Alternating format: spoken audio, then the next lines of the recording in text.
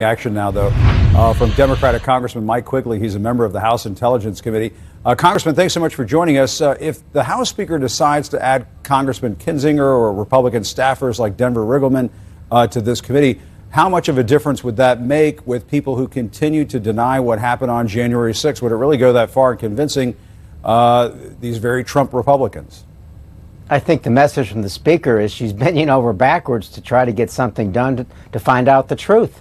I think my Republican colleagues have chosen power over truth and party over country. And first she offered them a nonpartisan independent commission, and they voted against that. Then she offered this, which was the only choice left. They're refusing to participate. There's not much left she can do other than find those Republicans who take this seriously, whether they're seated members or not. And can Democrats really claim this is a bipartisan committee if the Republicans who end up serving are some of the most prominent anti-Trump members in Congress? Or do you really have a choice at this point? There's nobody left in the room. 175 Republicans voted against an independent commission. There are deniers in the caucus that the riot even took place. They voted against the select committee. They voted against a lawful election. So, you know, it's not as if the Speaker has Monty Hall pointing to door number 3. She's got two choices: do nothing at all, and the truth will never be found out, or find Republicans who are willing to seek the truth to help prevent it from happening in the future.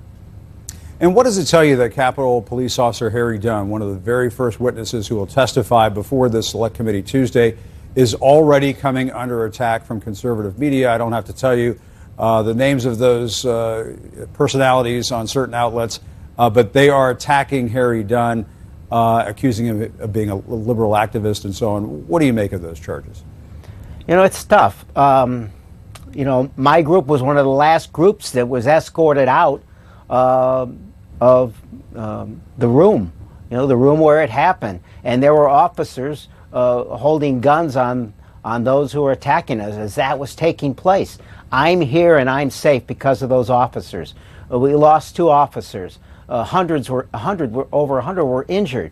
We should be thanking Officer Dunn. And Officer Dunn, thank you, and I apologize for the entire country for the abuse you took, and all the other officers who took this abuse.